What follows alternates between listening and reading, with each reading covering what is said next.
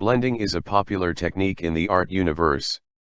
Almost every kind of painting requires blending for creating certain effects. When you're done applying one color on the surface, take another shade and apply it right beside the first one. Using a blending tool or your finger, rub the shades together to form another color in between the original tones. Remember not to leave any visible harsh lines. Dotting. The technique is called dotting because it requires consistent work to produce a texture using dots. It is also known as pointillism or stippling. For this technique, use the tip of the oil pastel and progressively work towards creating the desired figures.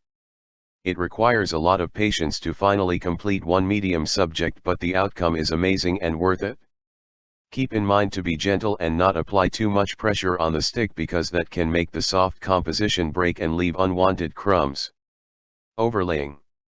Overlaying is the process of working on a base and then proceeding to form a layer on top of it. The purpose of this technique is to form a sheet effect covering the paints below. Also, it thickens the shade to provide full coverage and synchronized background. Scratching. This is a simple method of achieving great oil pastel results.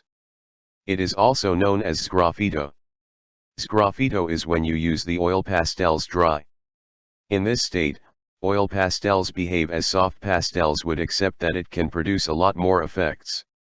Masking. The masking technique involves using tape over the actual paper in order to create different patterns. You can also use draft tape for this purpose. The best part about this method is that you can shape the tape however you want to for the desired textures. Proceed to drawing when the preparation part is done. Layering in tones. With layering, you can apply one color underneath followed by another color on top. When creating layers, keep in mind not to apply too thin or too thick, as that can destroy the final look of the painting. You can also blend the layers to achieve a natural and realistic appearance. Reverse drawing.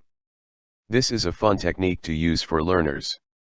The idea with this method is to apply oil pastel all over the paper. Then, place another blank sheet of paper on top and start drawing any figure you want.